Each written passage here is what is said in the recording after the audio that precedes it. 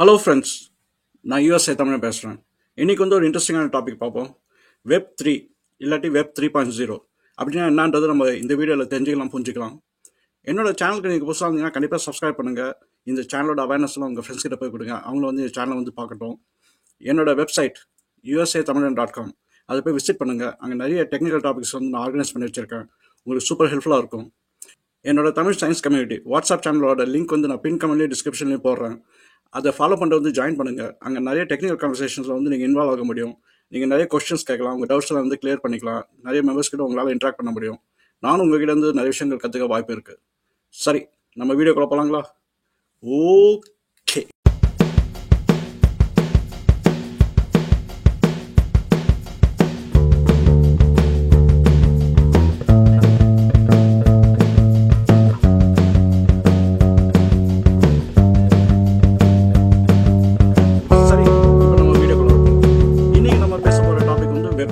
Web 3.0 அப்படின்னு கூட நம்ம சொல்லலாம். இந்த வீடியோ உங்களுக்கு புரியணும் அப்படின்னா பிளாக் செயின் அப்படின்னு வந்து நான் ஒரு வீடியோ போட்டிருக்கேன். அந்த வீடியோ வந்து நான் டிஸ்கிரிப்ஷனில் போடுறேன். அதை கண்டிப்பாக பாருங்கள். அந்த கான்செப்ட் தான் வந்து நம்ம வெப் 3.0 வந்து நம்ம வந்து பேச போகிறோம். நீங்கள் அந்த வீடியோ முடிச்சுட்டு வந்தீங்கன்னா வெப் 3 வந்து உங்களுக்கு புரியுறதுக்கு ரொம்ப ஈஸியாக போயிடும். அதனால் நான் ஹைலி ரெக்கமெண்ட் பண்ணுவேன், அதை போய் ஃபஸ்ட்டு முடிச்சுட்டு வாங்க அப்படின்னு. நீங்கள் இப்போ ரீசெண்டாக வந்து வேலையெல்லாம் தேடிட்டு இருந்தீங்க அப்படின்னா நீங்கள் கம்ப்யூட்டர்ஸ் ரிலேட்டட் ஜாபில் வந்து நீங்கள் பார்ப்பீங்க வெப் 3 டெக்னாலஜிஸ் வந்து தெரியுமா அப்படின்ற ஒரு ரெக்குவயர்மெண்ட் வந்து போட்டிருப்பாங்க. சில கம்பெனிஸில் வந்து வெப் 3 டெவலப்மெண்ட் வந்து ஆரம்பிச்சிட்டாங்க. அதனால வந்து அதுவும் வந்து ஒரு நாலேஜ் இருக்கா இல்லை எக்ஸ்பீரியன்ஸ் இருக்கா அப்படின்னு கேட்பாங்க. இப்போ வெப் 3னா என்ன அப்படிங்கிறது ஒரு விஷயம் வந்து நம்மளுக்கு தெரிஞ்சாகணும். அது வந்து நம்ம எப்படி பார்க்கலாம் அப்படின்னா இது வந்து ஒரு அட்வான்ஸ் வெர்ஷன் ஆஃப் இன்டர்நெட் அப்படின்னு வந்து நம்ம வந்து சிம்பிளாக புரிஞ்சிக்க வேண்டியதான். இப்போ நம்ம இன்டர்நெட்டோட எவல்யூஷன் பார்த்தோம் அப்படின்னா வெப் WWW அதுதான் வேர்ல்ட் வைட் வெப் அப்படிங்கிறோம். அது ஃபர்ஸ்ட் வந்து வெர்ஷன் 1.0 அப்படின்னு தான் வந்து ஆரம்பிச்சாங்க. அதுக்கப்புறம் 2.0 மாறிச்சு. இப்போ வந்து 3.0 அதுதான் நம்ம வந்து வெப் 3 அப்படிங்கிறோம். இந்த வெப் 3 வந்து இன்னும் ஃபுல் இம்ப்ளிமெண்டேஷன்ல, ஆனால் இப்போ வந்து இன்னும் டெவலப் பண்ணிட்டு இருக்காங்க. ஸோ நம்ம வந்து ஃபியூச்சர்ல பார்க்க போறது வந்து வெப் 3 தான். ஆனால் இப்போ கொஞ்சம் கொஞ்சம் ஒரு இம்ப்ளிமெண்டேஷன் வந்து ஆரம்பிச்சிட்டாங்க. இப்போ நம்ம வந்து இந்த 3 வேர்ஷனுக்கும் என்ன வித்தியாசம் அப்படின்னு நம்ம பார்த்தோம் அப்படின்னா உங்களுக்கு வந்து புரிஞ்சு போய்டும் வெப் 3ல வந்து என்ன மேஜராக வந்து சேஞ்ச் இருக்கு அப்படின்னு. நம்ம வந்து ஃபர்ஸ்ட் வெப் 1.0 வந்து பார்ப்போம். அந்த வெப் 1.0 தான் ஃபர்ஸ்ட் இன்டர்நெட் கண்டுபிடிச்சா வேர்ல்ட் வைட் வெப்ல வந்து வெப் 1.0 அதுதான் வந்து நம்ம வந்து யூஸ் பண்ணிட்டு இருந்தது. அது வந்து 1990s அப்புறம் வந்து ஏர்லி 2000s வரைக்கும் நம்ம யூஸ் பண்ணிட்டு இருந்தோம். அந்த வெப் 1.0 வந்து என்னன்னா உங்களுக்கு வந்து எல்லாமே ரீட் ஒன்லி கான்டென்ட்டாக இருக்கும். அதனால் நீங்கள் இப்போ ஒரு வெப்சைட் போவீங்க, ஆனால் எல்லாமே வந்து என்ன நீங்கள் வந்து கிளிக் பண்ணிக்கிட்டே இருக்க வேண்டியது தான். ஒன்றும் அவ்வளோ இன்ட்ராக்ஷன் இருக்காது. அந்த மாதிரி சில வெப்சைட்ஸ் வந்து இன்னும் இருக்குது. இப்போ நீங்கள் விக்கிபீடியா போங்க, இல்லை கிரேக்ஸ் லிஸ்ட் அந்த வெப்சைட் போங்க. அதில் பார்த்தீங்க அப்படின்னா உங்களுக்கு வந்து அவ்வளோ ஒன்றும் பண்ண முடியாது. ஏன்னா வெறும் லிங்க்ஸ் தான் இருக்கும். நீங்கள் கிளிக் பண்ணிவிட்டு வெறும் பிக்சர்ஸ் பார்க்கலாம், பிக்சர் கிளிக் பண்ணலாம். இது மாதிரி எல்லாமே ஹைப்பர் லிங்க் பேஸ் பண்ணியிருக்கும். இப்போ விக்கிபீடியாவும் பார்த்தீங்க அப்படின்னா ஃபுல்லாக வந்து டெக்ஸ்ட் ஃபார்மேட் தான் இருக்கும். இப்போ வெப் 1.0 வந்து டெவலப் பண்ணது எல்லாமே வந்து என்னன்னா அது எல்லாமே வந்து ஒரு கன்சூமர் வந்து ஒரு ஒரு ரீடபிள் ஃபார்மேட்டில் வந்து கொடுத்துருந்தாங்க. எல்லாமே டெக்ஸ்ட்டாக தான் இருக்கும். இப்போ இதே Amazon.com வந்து வெப் 1.0 வந்து பார்த்தீங்கன்னா அது விக்கிபீடியா மாதிரி தான் இருந்தது அந்த ஃபர்ஸ்ட் இம்ப்ளிமெண்டேஷன். இப்போ வெப் 1.0னா என்ன? வெப் 1.0னா அதுதான் வந்து ஃபர்ஸ்ட் வேர்ஷன் இன்டர்நெட்டில். எல்லாமே வந்து டெக்ஸ்ட் ஃபார்மேட்டாக இருக்கும். யூசர்னால வந்து நிறைய விஷயங்கள் பண்ண முடியாது. ஏன்னா லிங்க்ஸ் மட்டும் கிளிக் பண்ணி என்ன கான்டென்ட் இருக்கோ அது வந்து நம்ம விக்கிபீடியா மாதிரி ரீட் பண்ணிக்கிட்டு போயிட்டே இருக்க வேண்டியதுதான். ஸோ அதுதான் வந்து வெப் 1.0. அப்புறம் வந்து இண்டஸ்ட்ரி ஸ்டாண்டர்ட்ஸ் எல்லாம் சேஞ்ச் ஆகி வெப் 2.0 வந்து டெவலப் பண்ணிட்டாங்க. அதில் ரொம்ப முக்கியமாக சேஞ்ச் ஆனது வந்து இந்த ஸ்டைல் ஷீட்ஸ், அப்புறம் HTML கான்டென்ட், அந்த HTML வெர்ஷனில் வந்து சேஞ்ச் ஆக ஆரம்பிச்சது. இந்த வெப் 2.0 இம்ப்ளிமெண்டேஷன் முடிஞ்ச உடனே இந்த இன்டர்நெட்டே வந்து கம்ப்ளீட்டாக வந்து மாறி போயிடுச்சு. இப்போ இருக்கிற நம்ம வெப்சைட்ஸ் எல்லாமே வந்து வெப் 2.0 தான் வந்து பண்ணியிருக்காங்க. இப்போ வந்து ஃபேஸ்புக் எடுத்துங்க, இன்ஸ்டாகிராம் எடுத்துங்க, என்ன இமெயில் கிளைண்ட்ஸ் எடுத்துங்க, நீங்கள் எந்த அப்ளிகேஷன்ஸ் எடுத்தாலும் வந்து நீங்கள் வெப் 2.0 தான் வந்து பண்ணியிருக்காங்க. என்ன வித்தியாசம் அப்படின்னா வெப் 2.0 வந்து உங்களால் வந்து இன்ட்ராக்ட் பண்ண முடியும். அதே என்ன இது வந்து ஒன் வே மாதிரி இல்லாமல் வெறும் ஒரு ரீடபிள் கான்டென்ட் மாதிரி இல்லாமல் நீங்களும் வந்து இன்ட்ராக்ட் பண்ண முடியும். இப்போ வந்து ஒரு நியூஸ் ஃபீல்டில் போயிட்டு உங்களால் லைக் பண்ண முடியும், இல்லாட்டி கமெண்ட்ஸ் எழுத முடியும். இந்த மாதிரி ஒரு இன்ட்ராக்டிவாக வந்து வைக்க முடியும். இதுதான் வந்து வெப் 2.0 வந்து ஒரு அட்வான்ஸ்மெண்ட்டாக வந்து பண்ணாங்க. அதனால வந்து கான்டென்ட் ஜென்ரேஷன் வந்து ரொம்ப பவர்ஃபுல்லாக முடிஞ்சிச்சு. அதனால வெப்சைட்ஸ்லாம் பார்த்தீங்கன்னா ரொம்ப ரிச்சாக வந்து இருக்கும். அதோட HTML பேஜஸ்லாம் பார்த்தீங்கன்னா ரொம்ப பவர்ஃபுல்லாக இருக்கும். இப்போ நம்ம வந்து ஏசிங்க்ரனஸ் ப்ரோக்ராமிங் இதெல்லாம் வந்து ரொம்ப பாசிபிள் வந்து ஜாஸ்தியாச்சு. அதனால் பார்த்தீங்கன்னா எந்த வெப்சைட் எடுத்தாலும் வந்து ஒரு ட்ரெடிஷ்னலாக ஒரு ஓல்ட் ஸ்டைலில் இல்லாமல் ஒரு மாடர்ன் லுக் கொடுத்துச்சு. இதை பேஸ் பண்ணி நிறைய ஸ்டார்ட் அப்ஸ் எல்லாம் வந்து ஆரம்பிச்சு இப்போ அந்த மாதிரி கம்பெனிஸ்லாம் ரொம்ப பெருசாகிடுச்சு. இப்போ ஃபேஸ்புக், இன்ஸ்டாகிராம்லாம் ரொம்ப பெரிய லெவலில் வந்து போயிடுச்சு. ஏன்னா அதெல்லாம் வெப் 2.0 டெக்னாலஜிஸ் வந்து இருந்ததுனால அவங்களால வந்து நல்ல ஒரு பவர்ஃபுல்லான ஒரு வெப்சைட் வந்து போட முடிஞ்சது. இப்போ இதை வந்து இன்னொரு விஷயம் வந்து என்ன நடந்தது அப்படின்னா, யூசருக்கே தெரியாம வந்து என்னன்னா, அந்த கம்பெனிஸ் வந்து யூசரோட டேட்டா வந்து கலெக்ட் பண்ண ஆரம்பிச்சிட்டாங்க. அது வந்து நம்ம வந்து குக்கீஸ் அப்படின்னுவோம். ஒரு வெப்சைட் நீங்க போனீங்க அப்படின்னா, உங்களுக்கு வந்து ஒரு குக்கி வார்னிங் வரும். அந்த குக்கீஸ் வந்து என்ன பண்ணுன்னா, உங்களோட ஆக்டிவிட்டீஸை வந்து அது வந்து ட்ராக் பண்ண ஆரம்பிச்சிடும். அந்த டேட்டா வந்து என்ன ஆகும்னா, அது வந்து சர்வருக்கு வந்து ட்ரான்ஸ்ஃபர் பண்ணி விட்டுருவாங்க. ஸோ இந்த மாதிரி வந்து நிறைய டேட்டா வந்து கேதர் பண்ணதுனால என்ன ஆச்சுன்னா, அங்கே வந்து ஒரு மானிட்டைசேஷன் ஆப்பர்ச்சுனிட்டி வந்து கிடைச்சது. அதுதான் வந்து ஃபேஸ்புக் அப்புறம் எல்லா வெப்சைட்டும் வந்து நம்மளோட டேட்டா வச்சு அவங்க என்ன பண்றாங்க அப்படின்னா, விற்க ஆரம்பிச்சிட்டாங்க. நம்மளுக்கே வந்து நம்ம என்ன சர்ச் பண்றோம் அதை பேஸ் பண்ணி நம்மளுக்கு என்ன ப்ராடக்ட்ஸ் வேணும் அப்படின்னு சொல்லி நம்மளுக்கு வந்து சஜஷன்ஸ் கொடுக்க ஆரம்பிச்சிட்டாங்க. இப்போ நீங்க வந்து சும்மா ஒரு ரேண்டமா வந்து ஏதாவது டேபிள் ஃபேன் அப்படின்னு வந்து ஒரு இடத்துல ஒரு வெப்சைட்ல போய் சர்ச் பண்ணிருப்பீங்க. அப்புறம் நீங்க வந்து அதுக்கு சம்மந்தமே இல்லாத இன்னொரு வெப்சைட்ல போய் நீங்க வேற ஏதாவது கான்டென்ட் படிப்பீங்க. ஆனா அங்க பண்ணீங்கன்னா ஒரு ஆட் வந்து வந்துடும், உங்களுக்கு டேபிள் ஃபேன் வந்து இங்க டீல் இருக்கு அப்படின்னு. அப்படி பாத்தீங்கன்னா உங்களுக்கு ஆச்சரியமா இருக்கும், எப்பறம் இது நம்ம எங்கேயோ சர்ச் பண்ணது இன்னொரு வெப்சைட்ல வந்து காமிக்குது அப்படின்னு.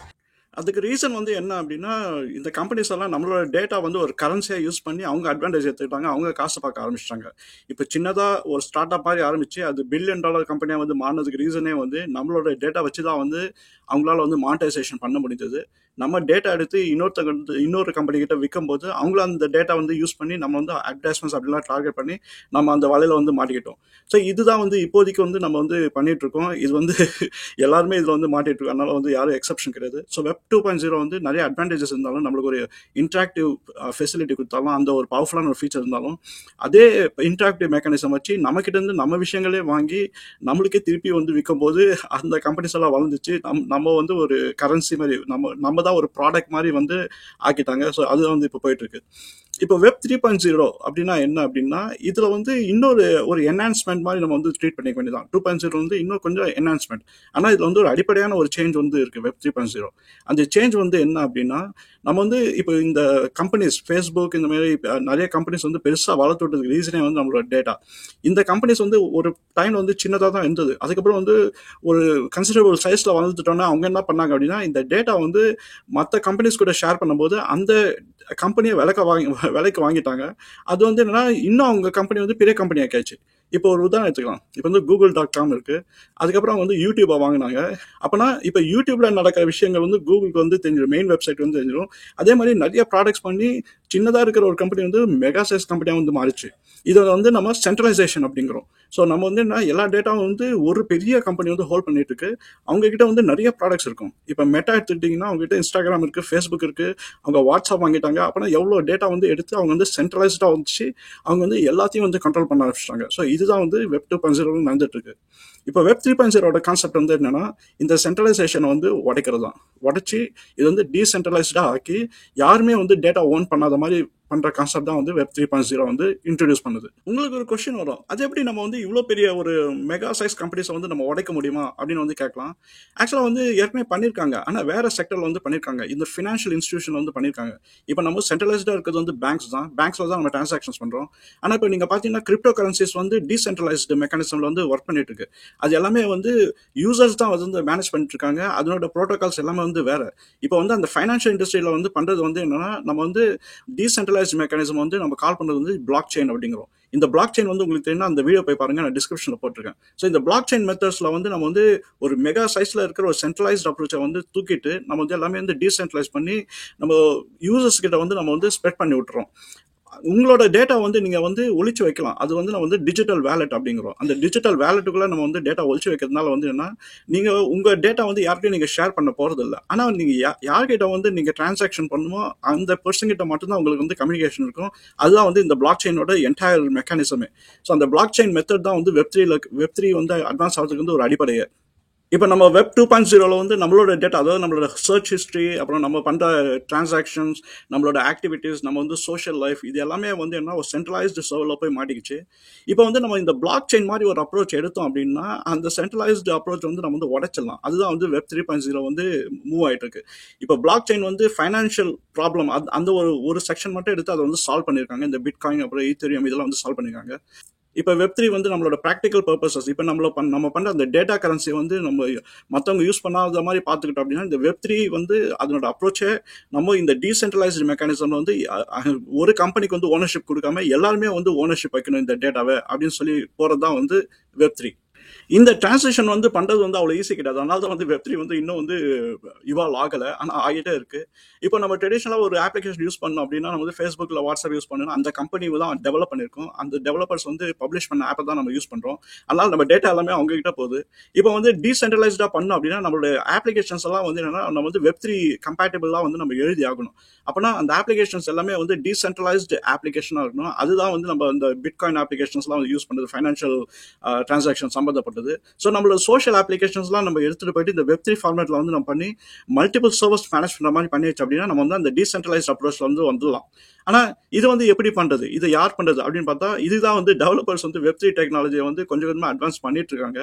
ஆனா வந்து இது வந்து இவால்வ் பண்றதுக்கு வந்து கம்பெனிஸும் வந்து இது வந்து கோஆப்ரேட் பண்ணணும். அவங்க வந்து இந்த சோஷியல் ஆப்ஸ், அப்புறம் வந்து நம்ம யூஸ் பண்ற நிறைய ஆப்ஸ் எல்லாமே வெப்3 டெக்னாலஜிஸ்ல வந்து எழுத ஆரம்பிச்சிட்டாங்க அப்படின்னா, அப்போ வந்து நம்ம வந்து என்ன, ஒரு கம்பெனி வந்து இது வந்து ஓன் பண்ண முடியாது. இது வெப்3 பேஸ் பண்ணி இருக்கிற கம்பெனிஸ் தான் ஓன் பண்ணும். ஸோ அந்த மாதிரி டைம்ல வந்து என்னன்னா, நம்ம வந்து இந்த வாட்ஸ்அப் எல்லாம் வந்து வெப்3க்கு வந்து கன்வெர்ட் பண்ண ஆரம்பிச்சிட்டாங்க அப்படின்னா, நம்மளோட டேட்டா வந்து ஒரு கம்பெனில மாட்டாம எல்லா சர்வர்ஸ்ல இருந்து இருக்கிறதுனால வந்து நம்ம தான் இந்த டேட்டா ஓன் பண்ண முடியும். ஏன்னா நம்ம டேட்டா வந்து கரன்சியா அவங்க யூஸ் பண்ண முடியாது. ஏன்னா எல்லா டேட்டா வந்து நம்மளோட டிஜிட்டல் வேலட்டுக்குள்ள வந்து மாட்டிக்கும். நம்மளோட டிரான்சாக்ஷன்ஸும் இருக்கும். அதே மாதிரி நம்ம பண்றது சோஷியல் ஆக்டிவிட்டில இருந்து அப்புறம் வெப் ஆக்டிவிட்டி எல்லாமே வந்து டேட்டா ஃபார்மேட்ல வந்து டிஜிட்டல் வேலட்ல வந்து உட்காந்துரும். அது வந்து நம்மளுக்கு மட்டும் தான் ஆக்சஸ் இருக்கும். ஸோ இதுதான் வந்து வெப்3யோட அப்ரோச். இப்போ இது எவ்வளவு சீக்கிரமா பண்ணுவாங்க அப்படின்னா, இது வந்து ஆகலாம், இன்னும் ஒரு டெக்கேட் இல்ல 2 டெக்கேட் ஆகலாம். ஏன்னா எல்லா கம்பெனிஸ் வந்து ஆன்போர்ட் ஆகணும். இதுல முக்கியமா பெரிய கம்பெனிஸ் வந்து ஆன்போர்ட் ஆகணும்.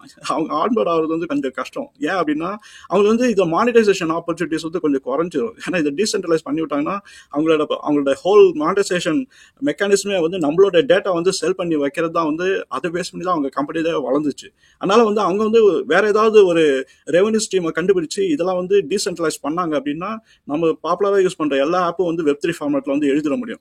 இப்போ ஏன் எழுதாம இருக்காங்க அப்படின்னா, அதுதான் வந்து அவங்களுக்கு கேஷ் கோ. அதனால தான் அதை வந்து எழுதாம வந்து நிறுத்தி வச்சிருக்காங்க. ஆனா இப்போ சின்ன சின்ன அப்ளிகேஷன்ஸ் எல்லாம் வந்து வந்துட்டு இருக்கு வெப்3ல.